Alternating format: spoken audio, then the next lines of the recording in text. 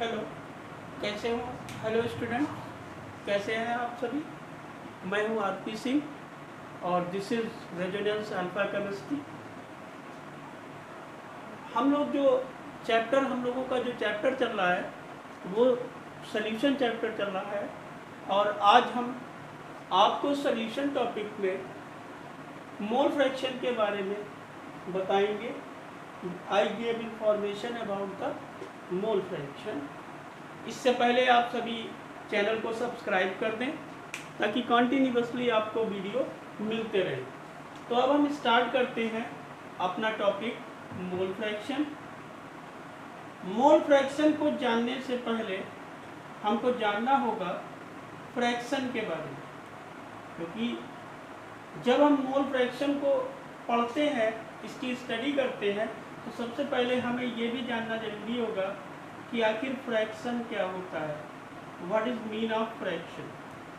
तो फ्रैक्शन का मतलब होता है, इसको हम कहते हैं पार्ट या भाग,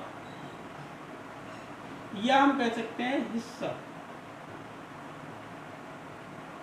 यहाँ पे देखिए, पार्ट हो सकता है, भाग इसे हिंदी में बोलते हैं या हिस्सा बोलते हैं। कैसे समझेंगे हम फ्रैक्शन के बारे में? जैसे हमें कोई कंटेनर, सपोज दैट हमें कोई कंटेनर दिया है और इस कंटेनर में किसी पार्ट में, इतने पार्ट में हमारा कोई ऑब्जेक्ट रखा हुआ है। मान लिया ये ऑब्जेक्ट व्हीट है, गेहूं है, इसको हमने रख दिया और इसका अमाउंट 2 किलोग्राम है और ये हमारा जो पूरा कंटेनर है ये 10 kg का, एक 10 kg का कंटेनर हम ले रहे हैं और उसमें हमने 2 kg व्हीट ले लिया। ठीक है, अब हम कहते हैं कि what is the fraction of wheat in this container. इस कंटेनर में व्हीट का फ्रैक्शन क्या होगा? तो हम कह सकते हैं कि फ्रैक्शन ऑफ व्हीट यहाँ पे क्या होगा, ये हमारा होगा जितना इसका अमाउंट है 2 upon total amount upon 10, 2 kg upon 10 kg। मतलब हमें क्या समझ में आया कि जिसका हमें फ्रैक्शन निकालना होता है, हम उसके वेट को टोटल वेट से डिवाइड कर देते हैं या उस पार्ट को हम टोटल पार्ट से डिवाइड कर देते हैं। तो हमारा फार्मूला क्या बना? हमारा जो फार्मूला बना वो fraction of any part equals to that part upon total part. यही तो हुआ। ठीक है, अब हमें जो पढ़ना है वो मोल फ्रैक्शन पढ़ना है। हमको फ्रैक्शन नहीं पढ़ना है, हमें मोल का फ्रैक्शन पढ़ना है। और जो हम मोल के फ्रैक्शन की जो स्टडी करेंगे वो किस में करेंगे? वो हम एक टॉपिक में कर रहे हैं। वो टॉपिक का नेम क्या है? सॉल्यूशन।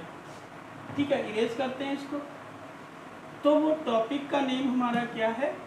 सॉल्यूशन। तो देखो, सॉल्यूशन में 2 कंपोनेंट होते हैं। Solution having 2 component. इसमें 2 कंपोनेंट होते हैं।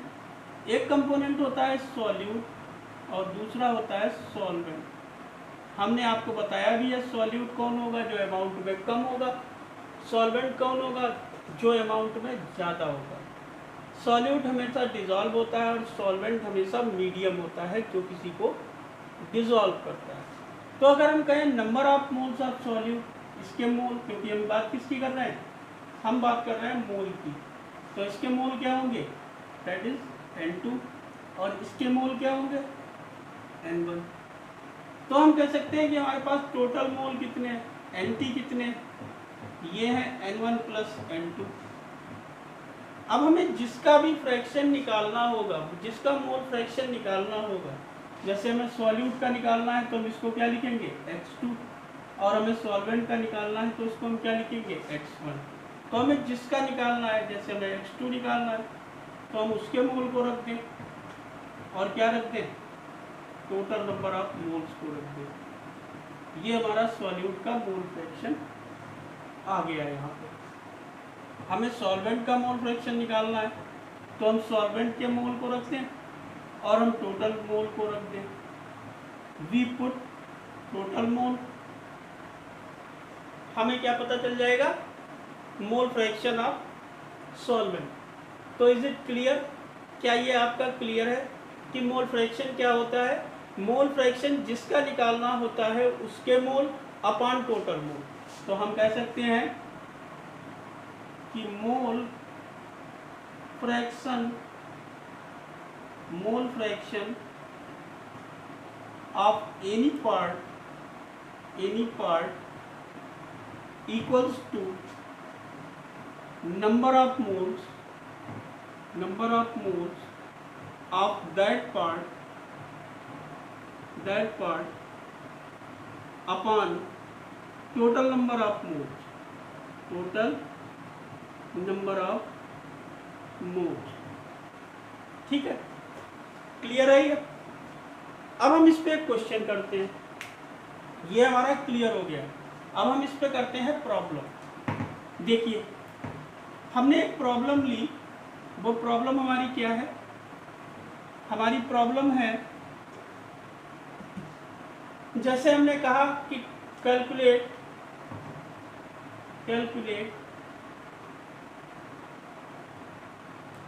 Number of moles of NaOH and H2O if 10 gram NaOH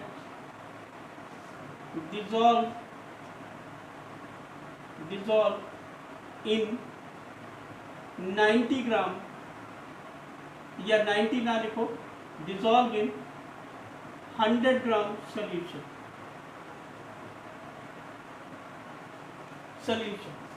ये लिखा हुआ है हमारे पास कि calculate number of moles of NaOH and H2O if 10 gram of NaOH dissolve in 100 gram solution. ठीक है, तो देखो हमें NaOH का number of moles of NaOH and H2O, यहाँ पे हमें नंबर ऑफ मोल्स निकालने हैं इनका, और इसमें थोड़ा सा आगे बढ़ा लो, and also calculate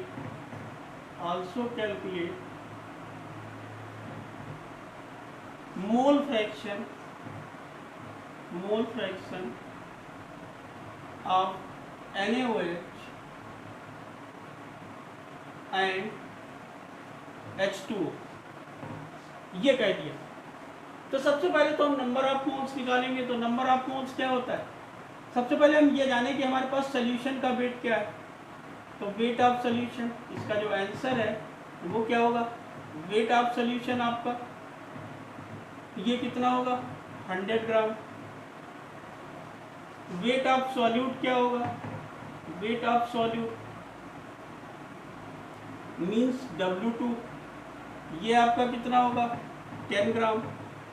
तो बचा क्या? Weight of solvent. ये आपको कैसे पता चलेगा भाई? सॉल्यूशन से अगर हम सॉल्यूट के वेट को निकाल दें तो क्या होगा? सॉल्वेंट का वेट आ जाएगा।